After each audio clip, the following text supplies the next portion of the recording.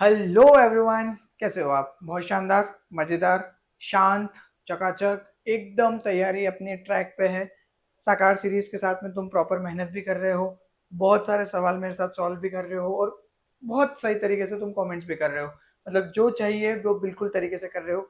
But in सब के बावजूद भी हम कहीं ना कहीं लैग कर सकते हैं इस टारगेट को प्राप्त करने में, 240 नंबर से ज्यादा कोशिश करने पे। क्योंकि लास्ट ईयर कट ऑफ 221 था कैटेगरी वन का और 215 था कैटेगरी बी का, मतलब ए एंड बी का, जनरल के लिए। और कैटेगरी की बात करें तो वही 200 के आसपास और थोड़ा 180 के आसपास, अगर एस टी एस सी की बात करें तो मतलब 160 टू 180 के आसपास। But here we are for the top cut off के, वहां पे ही हमको रीच करना है, चाहे हम रिजर्व कैटेगरी में आते हो या नहीं आते हो। ये वीडियो में रिकॉर्ड कर रहा हूँ कि मैंने अपने टाइम पे लास्ट 15 डेज में क्या किया था।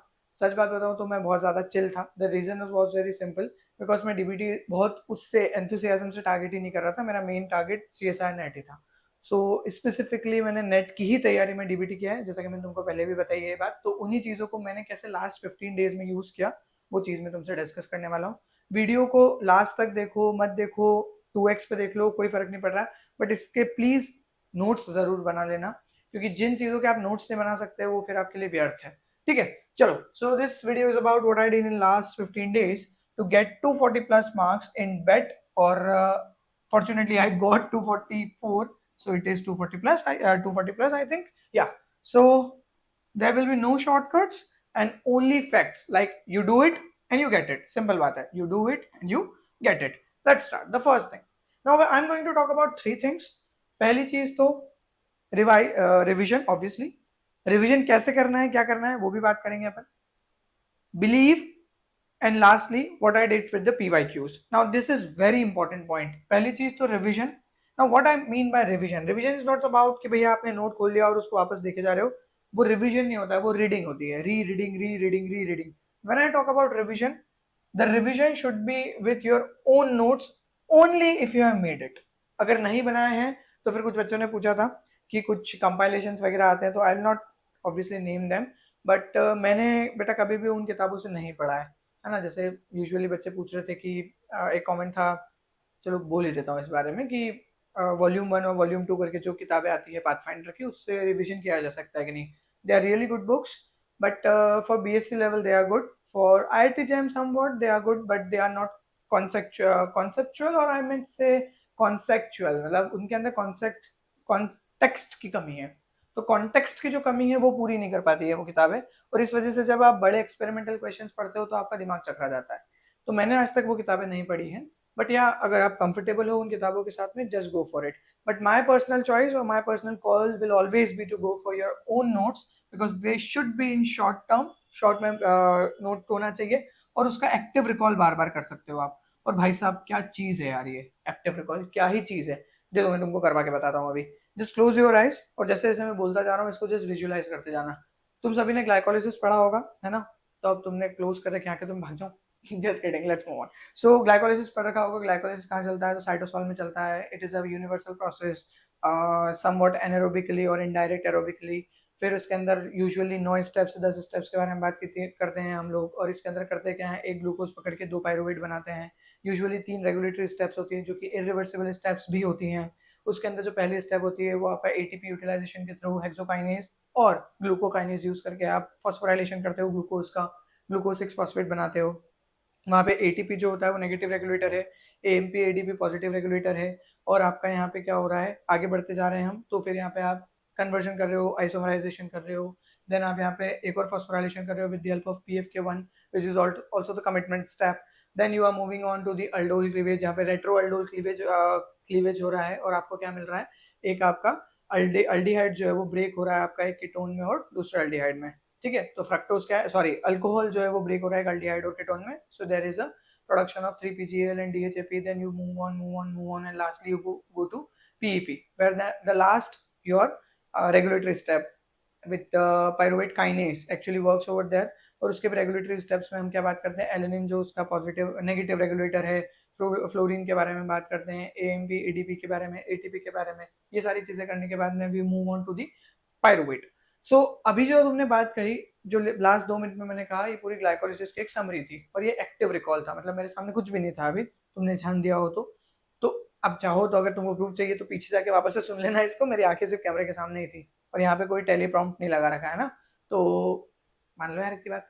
Just kidding, the point is कि एक्टिव रिकॉल का मतलब आपने पूरा का पूरा कॉन्सेप्ट पढ़ा, फिर you are just visualising it, visualising it, visualising it, just reading it, reading it, reading it. जैसे कि अगर मैं बात करूं कि लास्ट स्लाइड पे मैंने पहले पॉइंट पे क्या लिखा था या मेरा टाइटल क्या था, तो अभी तुम सोचो उसके बारे में, तो तुमको याद आना चाहिए वो, that is active recall.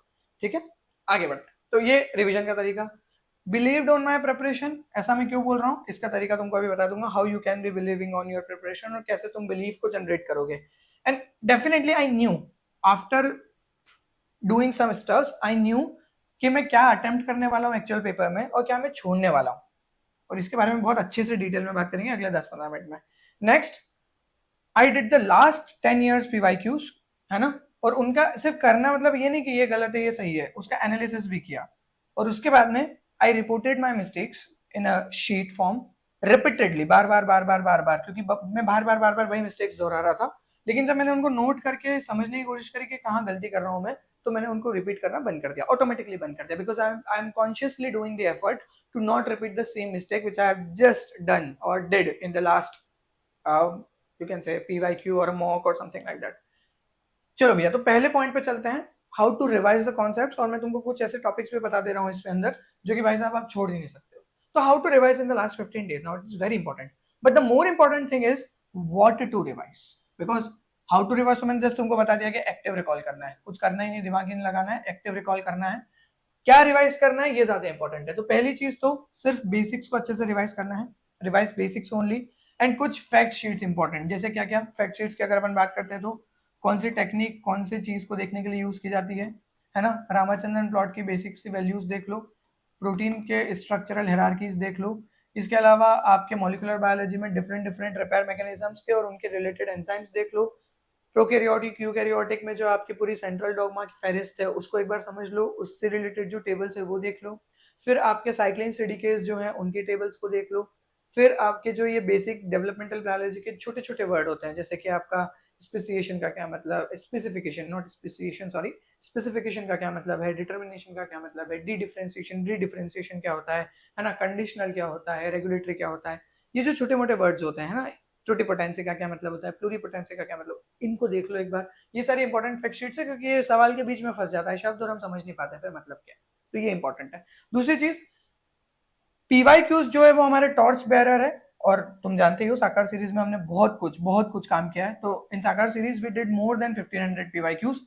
Interestingly वो सारे क्वेश्चन डीबीटी के ही थे, मैंने अपना कोई भी क्वेश्चन नहीं डाला है, और तुमसे टेस्ट भी दिलवाया मैंने, तुम टेस्ट दे रहे हो कि नहीं दे रहे हो, मैं ये चीज चेक करता हूँ, कुछ बच्चे अच्छे से टेस्ट दे रहे हैं और कुछ बच्चे अच्छे से टेस्ट नहीं दे रहे हैं, इरेगुलरिटी से टेस्ट दे रहे हैं। टेस्ट दो, उसके अंदर पीवाईक्यू बेस्ड पे ही 25-30 सवाल एक्स्ट्रा है। टेस्ट कहाँ देना है, डिटॉक्स बायोलॉजी की ऐप पे जाना है, फ्री मटेरियल में टेस्ट है, वहां से टेस्ट दे देना है। नहीं समझ में आ रहा है तो कमेंट करो, पूछ लो, बता दिया जाएगा, लोड मत लो, आगे बढ़ो। ठीक है, सो 1500 से ज्यादा क्वेश्चन हम लोगों ने सॉल्व किए, और जो भी यूनिट्स हम लोगों ने पिक करी है साकार सीरीज में, जैसे कि तुमने ध्यान दिया हो तो 10 यूनिट्स के बारे में हम लोगों ने बात करनी है, कुछ हो गई है कुछ बची है, वो भी कर ही लेंगे फटाफट। उन सभी यूनिट्स की अगर बात करें तो वो सब हाई यील्डिंग टॉपिक्स थे, that were HYT, high yielding topics, मतलब वो तो आना ही आना है। चलो भैया, अब आगे क्या करें, क्या रिवाइज करना है। आपने बोला कि भैया रिवाइज कैसे करने से ज्यादा इंपॉर्टेंट है कि क्या रिवाइज करना है, तो क्या रिवाइज करें आप बता दो। सो भैया बता दे रहा हूं मैं, सुन लो फटाफट से, नोट कर लेना इनको, इसकी पीडीएफ भी दे दूंगा, चलो नोट मत करना। Topics you can not miss at any cost. पहला, बायोकेमिस्ट्री में सबसे पहली चीज तो biomolecules, definitely you have to read it. क्या बायोमोलिक्यूल में क्या क्या पढ़ना है, स्ट्रक्चरल और उनका फंक्शन, तो lipid, nucleic acids, protein, carbs, structure, function, और उनको देखते कैसे, technique to study them, technique किस बेसिस पे, उनके स्ट्रक्चरल बेसिस पे और फंक्शनल बेसिस पे। डिजीज रिलेटेड टू देम, है ना, डिजीज किस तरीके से, मेटाबॉलिक डिजीज जो हो गई वो आपकी, इसके अलावा जो दूसरी डिजीजेज होती है जैसे प्रोटीन के डेफिशिएंसी से क्या होता है, विटामिन की डेफिशिएंसी से क्या होता है, कोलेजन जो है उसमें विटामिन से कैसे रिलेटेड है, हाइड्रोक्सिल प्रोटीन का प्रोडक्शन जो है उससे रिलेटेड कैसे, वो सारी चीज, स्कर्वी की बात कर रहा हूँ मैं। ये सब करने के बाद तुमको मेटाबॉलिज्म पे थोड़ा ध्यान देना है, बहुत डिटेल में नहीं जाना है, मेटाबॉलिज्म से बहुत ज्यादा सवाल नहीं आते हैं। उसका रेगुलेशन से कुछ क्वेश्चंस आ सकते हैं, उसमें से भी मेजरली जो कार्बोहाइड्रेट का मेटाबॉलिज्म है वो ज्यादा इंपॉर्टेंट है। बीटा ऑक्सीडेशन थोड़ा बहुत देख लेना है, फैटी एसिड सिंथेसिस देख लेना है, इनके एटीपी रिलेशंस देख लेना है, स्टोइकियोमेट्री जिसको अपन बोलते हैं, है ना।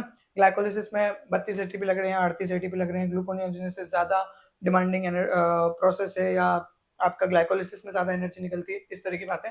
और ये जो नम इधर इधर इधर इधर देखो भैया, ये जो है आपके स्टार स्टार स्टार, ये एक्चुअल में स्टार टॉपिक्स है, मैं जानबूझ के बोल रहा हूँ स्टार टॉपिक्स है। क्यों? एंजाइमोलॉजी भर भर के पूछी गई है, तुमने देखा ही होगा बायोकेम साकार सीरीज में। न्यूमेरिकल्स ऑन पीएच, मोलैरिटी भर के पूछा गया है। विटामिन्स, विटामिन्स बहुत इंपॉर्टेंट है क्योंकि एंजाइम में कोएंजाइम्स की तरह और वो सारी चीजें पूछी जाती है इसके अंदर, कौन सी रिएक्शन है, क्या कौन यूज हो रहा होगा, किसकी कमी होगी, कहाँ म्यूटेशन होगा।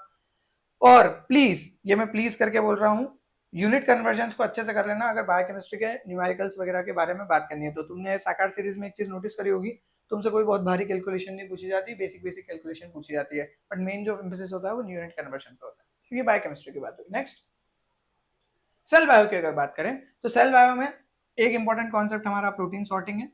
प्रोटीन सॉर्टिंग में भी मेन इंपॉर्टेंट चीज जो है वो सिग्नल सीक्वेंस या सिग्नल पेप्टाइड है। पाथवेज जो है आपके न्यूक्लियर ट्रांसपोर्ट, गेटेड ट्रांसपोर्ट और वेसिकुलर ट्रांसपोर्ट के पाथवेज। ऑर्गेनेलीज में प्रोटीन सॉर्टिंग कैसे हो रही है और उनका स्पेसिफिक फंक्शन क्या है, जैसे कि हमारा क्लोरोप्लास्ट का क्या फंक्शन है, माइटोकॉन्ड्रिया का क्या फंक्शन है, एससीआर, आरईआर, याद है ना, इससे डायरेक्ट क्वेश्चन आए थे, इनके क्या फंक्शंस है। लाइसोसोम में एंडोसोम का क्या खेल है, लाइसोसोम में किस तरह से प्रोटीन डेवलप होते हैं, लाइसोसोम की मेम्ब्रेन कैसे स्टेबल होती है, ये सारी बातें हैं। और इन्हीं से सारे सवाल आते हैं। सेल जंक्शंस और साइटोस्केलेटन, इनके सिर्फ बेसिक्स करके जाना है। एक बच्चे ने बोला था कि सर आप कार टी सेल और साइटोस्केलेटन करवा दो, बच्चे इसकी बहुत ज्यादा डिमांड ही नहीं है। साइटोस्केलेटन में 3 चीजें पढ़ के जाओ, एक तो एक्टिन, ऑब्वियसली 3 ही चीजें उसके अंदर। एक्टिन में पढ़ना क्या है, जैसे किसी भी साइटोस्केलेटन में पढ़ना क्या है, एक तो उससे रिलेटेड ड्रग्स जो काम करते हैं उसके ऊपर, उसकी इंपॉर्टेंस क्या है, मतलब फंक्शन क्या है। दूसरी चीज तुमको एक्टिन में पढ़ना है उसका मोनोमेरिक यूनिट क्या है और पॉलीमेरिक यूनिट क्या है, मतलब मोनोमेरिज्म, पॉलीमेरिज्म। इसके अलावा आपको ध्यान रखना है कि अगर इसके अंदर म्यूटेशन हो जाए तो क्या होगा, मतलब ऑब्वियसली जब फंक्शन पढ़ोगे, इंपॉर्टेंस पढ़ोगे तो म्यूटेशन रेलेवेंटली पढ़ लोगे। और ये कहाँ पे मेजरली यूज होता है, जैसे यहाँ पे इंपॉर्टेंस पे बात करें ना, तो इसमें एक चीज और समझ सकते हो तुम, वेट अ मिनट, हाँ, एक कुछ वर्ड्स होते हैं जैसे ट्रेडमिलिंग वर्ड एक्टिन के लिए हो गया, वो पता होना चाहिए थोड़ा बहुत। डायनेमिक इंस्टेबिलिटी वर्ड हो गया आपका माइक्रोट्यूब्यूल के लिए। ये चीजें मैंने जो यहाँ लिखी है, ये सेम चीज तुमको माइक्रोट्यूब्यूल के लिए करनी है और यही सेम चीज तुमको इंटरमीडिएट फिलामेंट के लिए करनी है। एक चीज और, हाँ, अगर याद रख सकते हो तो मोटर प्रोटीन्स को बेसिक्सली पढ़ लेना, जैसे कि मायोसिन का काम पढ़ते हैं अपन एक्टिन के साथ, मोटर प्रोटीन्स। ठीक है, तो ये साइटोस्केलेटन में इतना काफी है, इससे ज्यादा बाहर जाने की जरूरत नहीं है। सेल मेम्ब्रेन की बात करें तो उसकी इलेक्ट्रिकल प्रॉपर्टीज, एक्शन पोटेंशियल क्या होता है, रेस्टिंग मेम्ब्रेन पोटेंशियल क्या होता है, मेजरली ट्रांसपोर्टर्स, पंप्स क्या है, चैनल्स क्या है, कैरियर क्या है, फ्लूइडिटी, मेम्ब्रेन की फ्लूइडिटी कैसे बदल सकते हैं, वो सारी चीजें। Asymmetry of membrane, PS, P, PC कहाँ मिलता है, कंपोजिशन, प्रोटीन का कितना कंपोजिशन है, बेसिक बेसिक बेसिक बात है, प्रोटीन ज्यादा मिलता है, लिपिड ज्यादा मिलता है, ये सारी चीजें। सेल साइकिल का रेगुलेशन बहुत इंपॉर्टेंट है, ये स्टार मार्क कर दिया वापस इधर, सिग्नल सीक्वेंस पे एक स्टार मार्क कर रहा था, सेल साइकिल पे एक स्टार मार्क है। कैंसर एंड अपोप्टोसिस इंपॉर्टेंट है सर। उसके अलावा ड्रग्स रिलेटेड टू देम, कौन कौन सी ड्रग है, फॉर एग्जांपल अगर मैं बात करता हूँ मेथोट्रेक्सेट, तो ये क्या काम कर रही है, ये कैंसर में है या एंटी कैंसर। टोपोइसोमेरेज से रिलेटेड जो ड्रग्स हैं उसके बारे में बात कर सकते हो, नेलिडिक्सिक एसिड हो गया जैसे, है ना। और छोटी मोटी बात कैंसर में अगर अपन करें तो कैस्पेसिस के बारे में इंपॉर्टेंट बातचीत हो जाती है अपोप्टोसिस में। ये सवाल तुमने सब सॉल्व किए हैं साकार सीरीज में, हमने देखे हैं ये सारे सवाल, बहुत सोच समझ के ये चीज बनाई है। इन टॉपिक्स को रिवाइज कर लो, बिलीव मी बहुत अच्छे से तुम्हारे 240 के आसपास नंबर जा सकते हैं। अगला, मोलिकुलर बायोलॉजी। मोलिकुलर बायोलॉजी में हमने कवर किया था, इसमें सबसे पहले तो बेसिक्स ऑफ डीएनए, उनकी प्रॉपर्टीज वगैरह के बारे में, properties, basic properties, acidic basic क्या है, क्यों है ना। आरएनए में भी सेम चीज, स्ट्रक्चर अच्छे से रिवाइज कर लेना, structure, composition, labelling, 5 prime labelling, 3 prime labelling, सवाल आया था इसके ऊपर। टाइप्स और फॉर्म्स, है ना, आरएनए के क्या क्या टाइप्स है, आरआरएनए क्या है, एमआरएनए क्या है, टीआरएनए क्या है, एसएनओ आरएनए क्या है, एसआईआरएनए क्या है, एमआईआरएनए क्या है, जिस्ट आरएनए क्या है, जीआरएनए क्या है, ये सारे। और फॉर्म्स की अगर बात कर रहे हैं अपन तो A B G D, A B C G, 4 तो कर ही लो एटलीस्ट। फंक्शंस, ऑब्वियसली तुमको फंक्शंस पता ही है, फिर भी एक बार इसको बेसिक रीडिंग दे देनी है कि आरएनए के अलग अलग फंक्शंस क्या है, जो टाइप्स में देख रहे हैं हम लोग, और डीएनए का तो एक बेसिक फंक्शन है तो ज्यादा लोड नहीं लेना उस पर। रेप्लिकेशन, ट्रांसक्रिप्शन, ट्रांसलेशन तीनों ही बहुत इंपॉर्टेंट है, प्रोकैरियोट्स का भी और यूकैरियोट्स का भी, बट इसमें मेजर एम्फेसिस तुम्हारा होना चाहिए एंजाइम्स कौन कौन से लग रहे हैं किसके अंदर, और प्रोसेस क्या है, वही प्रोकैरियोट्स और यूकैरियोट्स। और ये सब करने के साथ साथ अपने को इनके ड्रग्स और इनहिबिटर भी याद रखना है, क्योंकि ये डायरेक्टली साइटोटॉक्सिक इफेक्ट दे सकते हैं। ये तीनों फंडामेंटल प्रोसेसेस है ना, तो अगर इनमें से किसी को भी खराब करोगे तो साइटोटॉक्सिक इफेक्ट तो आना ही है।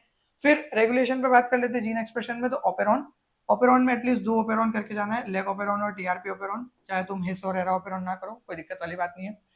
यूकैरियोट्स की बात करें तो क्रोमेटिन रीमॉडलिंग के बेसिक्स, हिस्टोन क्या है, उसके अंदर जो बदलाव होते हैं, जो चेंजेस होते हैं, वो चेंजेस हमारे जीन एक्सप्रेशन को कैसे इन्फ्लुएंस करते हैं, बहुत ज्यादा डिटेल में नहीं, बेसिक बेसिक लाइसिन पे क्या हो रहा है, एसिडाइलेशन क्या है, मिथाइलेशन क्या है, ये सारी बेसिक बातें। ठीक है, ये सब हो गया मॉलिक्यूलर बायोलॉजी में, इतना काफी है। तुमको लग रहा होगा ये बहुत ज्यादा है, लेकिन बिलीव में बहुत ज्यादा नहीं है, मैंने बहुत सारी चीजें छोड़ दी है। अच्छा, एक चीज और यहाँ पे नहीं लिखी है, आरडीटी आगे लिखेंगे अपन, टेक्निक्स में आ जाएगा वो। फिर नेक्स्ट क्या है हमारा, मेथड्स इन बायोलॉजी, भैया भर भर के पूछा ये भी, मतलब this is one of the most important unit. अपने सारी मोस्ट इंपॉर्टेंट है, लेकिन उसमें भी अगर तुम कोई एक पूछोगे तो मैं बोलूंगा मेथड्स तो बहुत इंपॉर्टेंट है यार। इलेक्ट्रोफोरेसिस, अगर तुम ध्यान से देखोगे तो हर साल 1 से 2 3 सवाल तो इलेक्ट्रोफोरेसिस से पढ़ते ही है, या तो वो प्रोटीन पे पूछ लेते हैं या न्यूक्लिक एसिड पे पूछ लेते हैं। एट दी एंड वो सवाल जो होता है वो कहाँ आके अटकता है, स्ट्रक्चरल हायरार्की पे अटकता है। तो ये इंपॉर्टेंट है। इलेक्ट्रोफोरेसिस जब करोगे तो साथ ही साथ ब्लॉटिंग भी हो जाएगी, क्योंकि इलेक्ट्रोफोरेसिस का एक्सटेंशन ही ब्लॉटिंग में आता है। तो इसके लिए अपने को 2 4 मतलब ऑब्वियसली सदर्न, नॉर्दर्न, वेस्टर्न, है ना, ये तो करनी है। इसके अलावा आपको नॉर्थ वेस्टर्न वगैरह, ये जो बेसिक और दूसरी वाली टेक्निक्स होती है, इनको भी थोड़ा सा देख लेना है कि डीबीपी बाइंडिंग के लिए कौन सी है, और ये सारी चीजें है ना। सेंट्रीफ्यूगेशन भी बहुत इंपॉर्टेंट है, अगर तुमने ध्यान दिया हो तो सेंट्रीफ्यूगेशन से आरसीएफ आरपीएम का रिलेवेंस पूछते हैं वो लोग। आरसीएफ आरसीएम कैसे, आरपीएम और आरसीएफ कैसे रिलेटेड है ना। ये क्वेश्चन तुम्हारा बायो प्रोसेस से भी आ सकता है, बायो प्रोसेसिंग से भी आ सकता है। बायो प्रोसेसिंग मतलब जो फर्मेंटर का स्केल अप वगैरह होता है, उसमें भी सेंट्रीफ्यूगेशन का क्वेश्चन है। स्पेक्ट्रोस्कोपी, स्पेक्ट्रोस्कोपी में mainly UV visible, IR, FTIR, है ना, और फ्लोरोसेंस, है ना, और क्या स्पेक्ट्रोस्कोपी में पढ़ने का, आईआर, एनएमआर, सर्कुलर डाइक्रोजम, सीडी, ये कुछ ऐसे बेसिक बेसिक टेक्निक्स है जो पता होना चाहिए। अब इसको तुम बोलोगे तो बहुत ज्यादा नहीं, ज्यादा नहीं है इसमें पढ़ना। 2 चीजें हैं, एक तो पढ़ना है कि प्रिंसिपल क्या है, एक पढ़ना है एप्लीकेशन क्या है, और थोड़ा बहुत इंस्ट्रूमेंटेशन पढ़ लेना, और कुछ बेसिक फॉर्मूला। फॉर्मूला बेसिकली यहाँ पे आएगा, और आपका यहाँ 2 जगह आएगा, फ्लोरोसेंस, यहाँ पे स्टॉक शिफ्ट वगैरह के बारे में अपन बात करते हैं ना, जो स्टॉक शिफ्ट क्या है, कैसे काम करता है, हाइपरक्रोमेसिटी, वो सारी चीजें यहाँ पे आ जाएगी। Chromatography again very important, chromatography से तुमने ध्यान नहीं दिया होगा, बहुत सारे सवाल आए थे।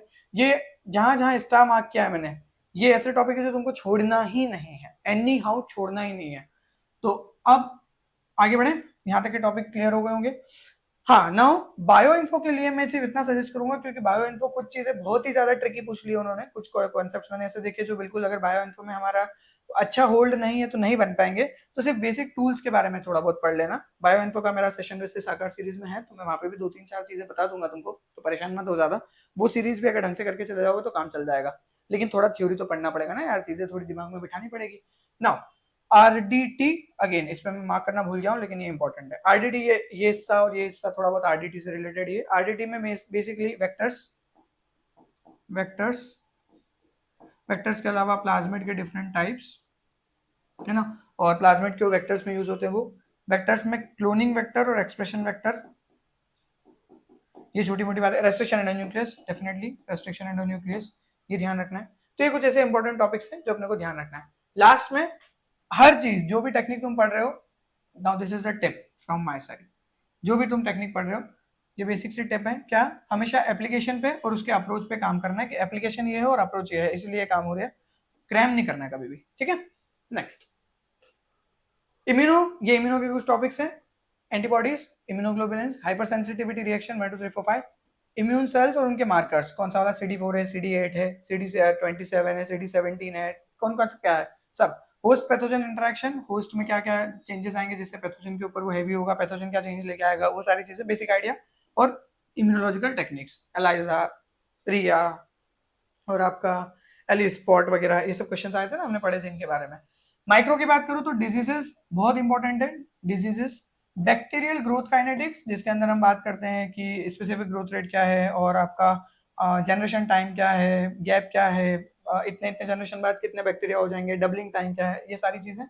वायरस का स्ट्रक्चर और क्लासिफिकेशन, क्लासिफिकेशन में कौन सा डीएनए वायरस है, कौन सा आरएनए वायरस है, कौन सा सिंगल स्ट्रैंडेड है, कौन सा डबल स्ट्रैंडेड है, कौन सा पॉजिटिव सेंस है, कौन सा नेगेटिव सेंस है, ये सारी चीजें। आई नो बहुत सारा है, लेकिन बहुत बेसिक बेसिक ही पढ़ना है, ज्यादा डिटेल में मत जाना, नहीं आएगा ज्यादा डिटेल में सवाल। और अगर वो आ गया तो वैसे भी नहीं बनेगा वो, अगर हमारी ये माइक्रो वगैरह हमारा स्पेशलाइजेशन है ना, बहुत मुश्किल है। फिर इनके इंडस्ट्रियल एप्लीकेशन, जो माइक्रोब्स है ना, इनके industrial application, usually bio processing की बात कर रहा हूँ मैं यहाँ पे। तो वहां पे हमको इंडस्ट्रियल एप्लीकेशन जैसे फर्मेंटेशन वगैरह में जो ईस्ट वगैरह को हम यूज करते हैं, या हम जो तुमको याद होगा कि ये एशबैग-गॉस्पी हमने बात की थी ना, एशबैग-गॉस्पी, एशबैग-गॉस्पी क्या प्रोड्यूस कर रहा था ये? तो ये एक माइक्रोब था, इसके बारे में बात की थी हमने। हमने पिचिया पेस्टोरिस के बारे में बात की थी, जो कि क्या है, एक ईस्ट है। तो इनसे सवाल आए हैं और आगे भी आएंगे, तो अपने को थोड़ा ध्यान रखना है इनकी बायो प्रोसेसिंग पे। नेक्स्ट पे बात करते हैं भैया, अगला जेनेटिक्स। जेनेटिक्स की कल वीडियो आ जाएगी, तुम सुबह देख लेना उसको। तो मेंडेलियन जेनेटिक्स इंपॉर्टेंट है। प्रोबेबिलिटी कैलकुलेशन मेंडेलियन जेनेटिक्स से रिलेट होकर भी आ सकती है या अलग से भी आ सकती है, तो वो वैसे ही इंपॉर्टेंट है। लिंकेज एनालिसिस अगेन इंपॉर्टेंट है, इसमें रिकॉम्बिनेशन पे थोड़ा ध्यान देना है, रिकॉम्बिनेशन और लिंकेज कैसे रिलेटेड है, और इंडिपेंडेंट असॉर्टमेंट कब लगाना है कब नहीं लगाना है। टेट्राइड में ऑर्डर और अनऑर्डर्ड के बारे में ज्यादा नहीं भी पढ़ोगे तो चलेगा, लेकिन हाँ छोटा बहुत आइडिया होना चाहिए कि बेसिकली चलता क्या है उसके अंदर, ऑक्टाइड क्या होता है, टेट्राइड क्या होता है, न्यूरोस्पोरा कब यूज करते हैं, ये छोटी मोटी बातें, यूस्टिलाइगो कब यूज करते हैं, छोटी मोटी बातें पता होना चाहिए। बैक्टीरियल जेनेटिक्स अगर छोड़ सकते हो तो छोड़ भी सकते हो, अगर बहुत ज्यादा जेनेटिक्स में इंटरेस्ट नहीं है तो। ट्रांसफॉर्मेशन, ट्रांसडक्शन, कॉन्जुगेशन वैसे भी तुमको आता ही है, कोई बहुत बड़ी बात नहीं है। लेकिन अगर टाइम परमिट करता है तो थोड़ा बहुत फिजिकल मैपिंग के बारे में पढ़ लेना, जैसे deletion, somatic map, somatic hybridisation, है ना, और क्या हो गया अपना कॉम्प्लीमेंटेशन टेस्ट, ये कुछ ऐसे टॉपिक्स हैं जो तुम अपन पढ़ सकते हैं, टाइम परमिट करता है तो। अगर तुम्हारी बाकी तैयारी बहुत अच्छी है और तुम बहुत स्पीड से रिवाइज कर रहे हो तो फिर ये वाली भी चीजें कर सकते हो, और एक्टिव रिकॉल करोगे तो ज्यादा टाइम नहीं लगेगा, इन सबको रीड करने को नहीं बोल रहा हूँ, रिवाइज करना है। Next, plant biology. Plant biology अभी हमने कवर करी। Photosynthesis definitely is has to be in the list, और उसके मॉडिफिकेशन C4, C3, कैम, ये सारे C2 मॉडिफिकेशन नहीं है, ये तो नॉर्मल बात है, ये फोटो रेस्पिरेशन की बात कर रहे हैं अपन। प्लांट हार्मोन्स, प्लांट हार्मोन्स में क्या क्या ध्यान देना है, बायोसिंथेसिस, बायो एसे मतलब अगर वो कंपाउंड डालते हैं तो वो क्या इफेक्ट देगा। एप्लीकेशन जो उनके प्लांट टिश्यू कल्चर में, एलिसिटर्स जिनको हम बोलते हैं, रेगुलेटर्स एंड एलिसिटर्स, क्या काला लाल दोनों लिख दिया इसने, एलिसिटर्स।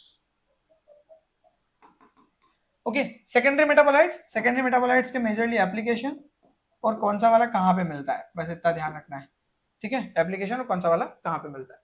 फाइटोक्रोम, क्रिप्टोक्रोम ये तब पढ़ना अगर समय है तो, और नाइट्रोजन फिक्सेशन तो भैया समय नहीं भी है तो पढ़ना है, इंपॉर्टेंट है, तुमने देखा ही होगा नाइट्रोजनियस पे कितने क्वेश्चन थे, निफ जीन, नॉट जीन, इन सब से। और एक क्वेश्चन जो मैंने यहाँ पे नहीं लिखा, जो कि मुझे लिखना चाहिए था, जो कि अगेन इंपॉर्टेंट है, एग्रोबैक्टीरियम। एग्रोबैक्टीरियम बहुत इंपॉर्टेंट कॉन्सेप्ट है ये भी। एग्रोबैक्टीरियम उतना भी कर लोगे ना जितना साकार सीरीज के क्वेश्चंस में बताया गया है, उतना भी काफी है, बस उसको ध्यान से सुनना, नोट बना लेना। नेक्स्ट,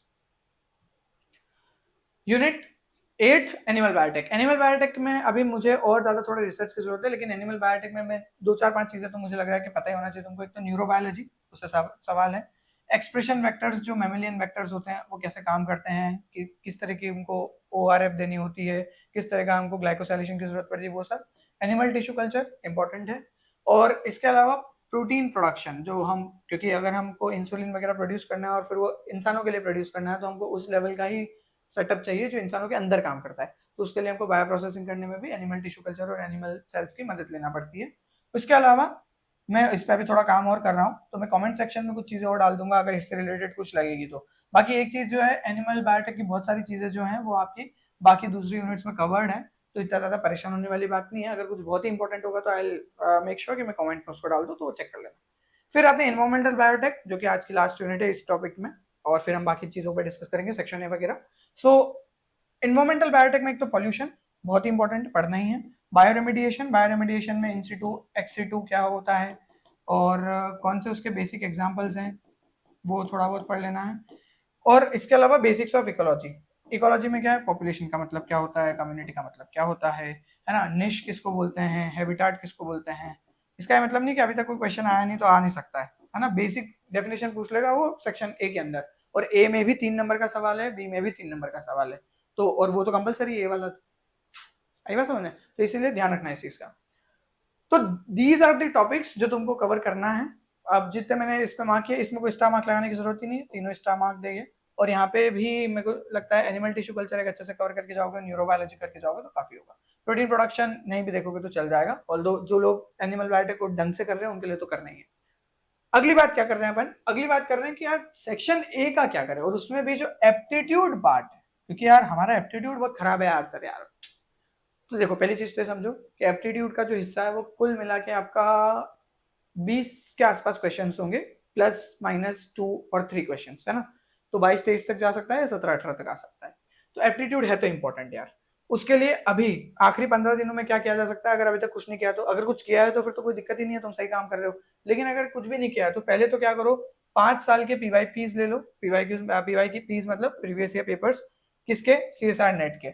और 5 पीवाई बोला है मैंने, 5 साल के पीवाई गलत बोल दिया है ना। 5 पीवाई मतलब अभी जो 2023 दिसंबर का हुआ था, उसमें 2 पीवाई थे, 2 शिफ्ट थी ना, शिफ्ट 1 शिफ्ट 2, 2 को यहाँ हो गए, जून के 2 हो गए, और अगर चाहो तो पीछे के 2 ले लो तो 6 ले लेना। चलो तो 6 आपके पेपर हो गए, उनका पार्ट है पूरा ढंग से सॉल्व कर लो। पहले तो 20-20 सवाल है, जो उसमें तुमको सही से लगता है कि हाँ यार ये इस तरह के क्वेश्चन में एक्चुअल एग्जाम में बना सकता हूँ, उनको सॉल्व करना है, पूरे 20 नहीं सॉल्व करना है। फिर क्या करना है, लास्ट 10 ईयर्स के डीबीटी के क्वेश्चन सॉल्व कर लेना है, वही सेक्शन ए में जो एप्टीट्यूड वाले हैं, जैसे लॉजिकल रीजनिंग हो गया, डेटा इंटरप्रिटेशन हो गया। इसके अलावा कुछ टॉपिक्स मैंने नीचे लिखे भी हैं। अब ये करने के बाद जब आप यहाँ पे 5 साल के पीवाई कर चुके हो, 5 पीवाई कर चुके हो, 15 पेपर आप जब सॉल्व कर चुके हो या 16 पेपर सॉल्व कर चुके हो, तो आपको एक्सैक्ट आइडिया है कि कौन सी थीम्स है जिसमें आप कंफर्टेबल हो, और कौन सी ऐसी थीम्स है जिसको और करने की जरूरत है। अब अगर आप यहाँ पे मान लो कि 20 सवाल है और 20 सवाल में से 4 से 5 बना पा रहे हो, तो थोड़ी मेहनत करो और इसके अंदर कम से कम 3 सवालों का इंक्रीमेंट करते हुए इसको 8 के आसपास ले जाने की कोशिश करो, 8 से 9 सही सवाल तक जाने की कोशिश करो। उसके लिए क्या करना है, कुछ ऐसी थीम्स होगी जिसमें आप बहुत ज्यादा कंफर्टेबल नहीं होंगे, तो उनको क्या करना है, यूट्यूब पे जाओ और अच्छे से उसको देख लो, उसका बेसिक थ्योरी पढ़ लो। ज्यादा नहीं, 30 मिनट का वीडियो होगा कोई, थ्योरी पढ़ो, काम खत्म करो। कुछ इंपॉर्टेंट टॉपिक्स है जो तुमको वैसे भी कर लेना चाहिए, चाहे तुम ये एक्सरसाइज करो या नहीं करो। प्रोबेबिलिटी तुमको बेसिक आइडिया पता होना चाहिए, कॉम्पिटिशन एंड कॉम्बिनेशन पता होना चाहिए। कैलेंडर प्रॉब्लम डीबीटी के लिए इंपॉर्टेंट है, नेट में इतना नहीं आता है। स्पिन डिस्टेंस एंड टाइम पता होना चाहिए। वर्क वाला, वर्क एक आदमी इतने घंटे में काम कर रहा है, दूसरा आदमी इतने घंटे में काम कर रहा है, work problem. Clock problem, data interpretation, truth and lie type के क्वेश्चन, और बेसिक मैथमेटिक्स। बेसिक मैथमेटिक्स मतलब टेन थीटा, साइन थीटा, इस तरह के छोटे मोटे सवाल जो 10th तक की मैथमेटिक्स है। तो ये तो बहुत भारी है वैसे, कहने के लिए लगता है बेसिक मैथमेटिक्स, लेकिन सबसे ज्यादा 12 यही बजाती है बेसिक मैथमेटिक्स। जितना हो पाए उतना करो, ज्यादा परेशान नहीं होना है। ये पार्ट से तुम्हारा सिलेक्शन नहीं रुकेगा, ये पार्ट सिर्फ है कि रैंक बनाने में मदद करती है, अगर बी में थोड़े भारी सवाल आ जाते तो। लेकिन हाँ, इसको थोड़ा बहुत तैयार करके जाना है। इस स्ट्रेटेजी को फॉलो करो, ये 15 दिन में डुएबल भी है, 15 दिन में आराम से की जा सकती है, क्योंकि 5 पेपर यहाँ पे होंगे तो 100 सवाल यहाँ पे है, और यहाँ पे करीब करीब 200 के आसपास सवाल है। अगर तुम रोज का टारगेट बनाते हो कि 100 प्लस 200 कितने हो गए अपने पास में, 300 सवाल है, रोज का टारगेट बनाओ कि हमको 20 क्वेश्चन की प्रैक्टिस करनी है, तो भी तुम्हारा 10 दिन के आसपास, या 25 क्वेश्चन, 20 क्वेश्चन में तो नहीं होगा, 25 सवाल रोज प्रैक्टिस करना है, तो आराम से तुम्हारा काम किया जा सकता है। ठीक है, तो ये हुआ तुम्हारे लिए एप्टीट्यूड पार्ट। तुम बोल रहे थे एप्टीट्यूड के लिए कुछ करो, तो अभी मैं इतना कर पा रहा हूँ। अगर मेरे बस में हुआ कि मैं एक सीरीज चला सकता हूँ 2 4 5 लेक्चर्स की, तो मैं वो भी करने की कोशिश करूंगा। अभी पहले ये वाली साकार सीरीज कंप्लीट करने के बाद नेक्स्ट क्या है, now the second point, the belief, how you will get the belief कि यार हम कर सकते हैं चीज। तो देखो बिलीफ आता है जब आप पीछे की पूरी स्टेप्स ढंग से कर लोगे। पीछे जो 10 स्लाइड्स 12 स्लाइड्स बनाई हैं, अगर उनको ढंग से एक एक चीज उसमें जो कही गई है, ऑब्वियसली टॉपिक सारे नहीं बोल रहा हूँ, लेकिन जैसा कहा गया है एक्टिव रिकॉल करके, शांत मन रख के, चीजों को सोच समझ के अच्छे से सोचोगे, करोगे, ऑटोमेटिकली कॉन्फिडेंट होने लगोगे। ठीक है, और I am definitely clear with my thoughts about what to do and what not to do. इसी बेसिस पे मेरा बिलीफ बना कि मुझे क्या करना है एग्जाम में जाके और क्या नहीं करना है। अब मुझे पता है कि मैंने मरीन बायोटेक्नोलॉजी नहीं पढ़ी है, तो मरीन बायोटेक का क्वेश्चन आता है तो मैं नहीं करूंगा। मुझे पता है कि मेरा फूड टेक उतना अच्छा नहीं है, तो मैं फूड टेक का क्वेश्चन नहीं करूंगा, क्योंकि मुझे ऑलरेडी पता है कि ये यूनिट्स मेरी अच्छी नहीं है, तो मैं अपने इन पे टाइम वेस्ट नहीं करूंगा, और उन 3 घंटों में मैं बहुत ज्यादा काम तरीके से सिर्फ उन्हीं जगह पे काम करूंगा जहां पे मेरी स्ट्रेंथ फॉल करती है। और उससे क्या होगा, उस चीज से मुझे कॉन्फिडेंस रहेगा, या I will be confident about what to do what not to do, जिसकी वजह से मेरा परफॉर्मेंस जो होगा वो बहुत ज्यादा फोकस्ड और शार्प बनेगा, और इसी वजह से मेरे मार्क्स इंक्रीज होंगे। जब मेरे मार्क्स इंक्रीज होंगे तो रैंक अच्छी आएगी, और उस वजह से और कॉन्फिडेंस बनेगा। सो ये बेसिक सा एक लूप है, लेकिन इन सब लूप की तैयारी कहाँ से शुरू होती है, क्लैरिटी से। तो एक ये स्टेटमेंट पता नहीं मेरा ही है शायद, मुझे नहीं पता, किसी और का भी हो सकता है, बट एक बेसिक सा स्टेटमेंट ध्यान रखो, clarity is directly proportional to confidence and inversely proportional to confusion. ठीक है, तो ये बेसिक सा कॉन्सेप्ट याद रखो, यहाँ लिख देता हूं मैं नीचे, clarity is directly proportional to confidence and inversely proportional to confusion. ठीक, ये छोटी सी बात याद रखो। तो जितना ज्यादा क्लियर रहोगे उतना ज्यादा कॉन्फिडेंट रहोगे और उतने ही कंफ्यूज रहोगे। अगला सवाल देखो, अभी साकार सीरीज बोल रहे, अगला सवाल आ रहा है। पीवाईक्यू एनालिसिस पे आ जाते हैं। आखिरी पॉइंट क्या किया था मैंने, पीवाईक्यू एनालिसिस किए थे, तो लास्ट 10 साल के पीवाईक्यू एनालाइज किए थे और मैं वो करवा ही रहा हूँ तुमको यार, वो तो मैं करवा ही रहा हूँ, तुमको लोड लेने की जरूरत ही नहीं है। क्या हमारे टाइम पे इतना नहीं था, तो अब तुमको तो मिल रहा है तो मजे लो ना उसके लिए। लेकिन तुमको क्या करना है फिर, अब ये तो मैं करवा ही रहा हूँ तुमको, पीवाईक्यू सॉल्व तो करवा रहा हूँ, तुमको क्या करना है, जितने भी यूनिट्स के साकार सीरीज के तुमने वीडियो देखे हैं उनको रिवाइज करना है, और स्पेसिफिकली उन यूनिट्स को तो जल्दी से जल्दी अच्छे से रिवाइज कर लो जिनके साथ में तुम कंफर्टेबल नहीं हो। फॉर एग्जांपल मैथड्स के क्वेश्चन नहीं बन रहे तो उसको अच्छे से रिवाइज कर लो, बायोकेम के नहीं बन रहे, सेल के नहीं बन रहे, मॉलिक्यूलर के नहीं बन रहे, तो उनको फटाफट फटाफट रिवाइज करो। दूसरी चीज, हमने जो साकार सीरीज में पिक किए थे कॉन्सेप्ट्स, वो सारे के सारे क्या हैं, हाई यील्डिंग या हाई वेटेज यूनिट्स हैं। मैंने फोकट दिमाग खराब करा ही नहीं है, अपना भी नहीं और तुम्हारा भी नहीं, समय ही कहाँ है यार अपने पास ऐसे यूनिट्स को पिक करके जिनके अंदर कॉस्ट टू बेनिफिट अच्छा नहीं है। इसके अलावा मिस्टेक रिपोर्ट बनाओ एक, ये मैं हमेशा बोलता हूँ मिस्टेक रिपोर्ट होना चाहिए तुम्हारे पास, जिसकी वजह से आप क्या कर सको, अपनी मिस्टेक्स को एनालाइज कर सको और उसको सुधार सको। और मिस्टेक रिपोर्ट किसके बेसिस पे होगी, पीवाईक्यू सीरीज देखने में तो कौन सी मिस्टेक हो रही तुम्हारी, टेस्ट देना है तुमको, अब डिटॉक्स बायोलॉजी पे देना है तो यहाँ पे दो, यहाँ नहीं देना है, कहीं और से कोचिंग कर रहे हो तो वहां पे करो, यहाँ पे कोचिंग कर रहे हो तो यहीं करना है। फिर तो पॉइंट क्या है मेरा यहाँ पे, कि जहां पे भी हो, कहीं से कोचिंग नहीं कर रहे हो तो फिर फ्री टेस्ट है भैया, ये जाके दो, इसको क्या दिक्कत है, जो भी दिक्कत आ रही है पूछो, है ना। तो इससे एनालाइज करो, और एनालाइज करने पे क्या करना है, बेसिकली इस तरीके से रिपोर्ट बनानी है, इधर लिखना है मिस्टेक्स और इधर लिखना है कि उसका सॉल्यूशन क्या होगा। जैसे कोई कॉन्सेप्ट याद नहीं आया तो lack of revision, concept apply नहीं हुआ तो आपकी कॉन्सेप्चुअल क्लैरिटी में और कॉन्फिडेंस में कमी है, उस टाइम पे आपको बिलीव ही नहीं है कि मैं जो सोच रहा हूँ वो सही है ना। इसके अलावा पढ़ना सही नहीं आ रहा है तो हो सकता है कि उस यूनिट के कुछ वर्ड्स की वोकेबलरी में दिक्कत हो, ये सॉल्यूशंस है। तो आप वोकेबलरी थोड़ी बढ़ाओगे तो आपको चीजें समझ में आने लगेंगी। ठीक है, फॉर एग्जांपल स्ट्रिंजेंट का क्या मतलब होता है, या स्ट्रिंजेंट प्लाज्मिड का क्या मतलब होता है, तो ये आरडीटी का एक वर्ड है, इसके बारे में पता है तो बन जाएगा, नहीं पता है तो दिक्कत आएगी। ठीक है, तो ऐप पे है सारे के सारे फ्री टेस्ट, वहां पे जाके इसको देख सकते हो। और important, learn from the mistakes as soon as possible and always play on your strengths. Okay guys, play on your strengths, because यहाँ पे खेलोगे तो हारने के चांसेस सबसे कम होंगे, अननेसेसरली वीक एरिया में जाओगे हार जाओगे। आगे बढ़ते हैं, आखिरी बात, do not be worried about results. ये चीज अभी तुम्हारे लिए सोचने की नहीं है, आपको सिर्फ एक चीज सोचना है कि 240 नंबर का टारगेट बनाया है, उससे ऊपर रखना है अपने आप को, काम खत्म। और इसी के अलावा ये तो बिल्कुल भी मत सोचो कि हमसे नहीं हुआ तो क्या होगा, do not be self rejected about your self. खुद से ही अगर तुम पहले सोच लोगे ये नहीं हुआ तो क्या होगा, इतना सारा काम ये वो, मत सोचो ये सब, just do the work. And simple बात इतनी सी है कि जब उन 3 घंटों में आते हैं ना तो सभी के लिए बराबर हो जाता है सब। That is the beauty of the game, कि जब आप उन 3 घंटे में बैठे हो तो आपके पास वाले को आपसे कितना ही ज्यादा आता हो या आपको उससे कितना ही कम आता हो, एप्लीकेशन किसने बेटर किया वो सारा का सारा खेल बिगाड़ सकती है या बना सकती है। तो एप्लीकेशन पे काम करना है, भले ही कम पढ़ के जा रहे हो लेकिन अच्छा पढ़ के जाओ, उससे कुछ भी गलत नहीं करना है फिर जो आप पढ़ के जा रहे हो उसमें से। तो ये एक छोटी सी बात है मेरी तरफ से, and I am definitely always with you all, definitely. ठीक है, so a lot of love and support from Detox Biology team. I hope तुमको 2-3 चीजें क्लियर हुई होगी इस वीडियो में, and please don't shy away from accepting your mistakes. Comments जब तुम लोग करते हो और तुम मुझे सुधारते हो तो मुझे इतना अच्छा लगता है कि अरे यार ये गलती हो गई थी मेरे से, चलो अच्छी बात है ये। ठीक है, so just open to the mistakes, do them, accept them, improve them, again do another one, do not repeat them. ठीक है, सो मिलते हैं अगले वीडियो में। जेनेटिक्स की वीडियो तुमको मिल जाएगी कल सुबह, तो उसको अच्छे से रिवाइज करो। 2 वीडियोस आएंगे जेनेटिक्स की, पहले मैं सोच रहा था एक ही में बनाऊं बट 2 करना पड़ेगी क्योंकि काफी सारे क्वेश्चन है, 90 के आसपास क्वेश्चन है। सो मिलते हैं कल, thank you for your time guys and good night, and I know you will crack it.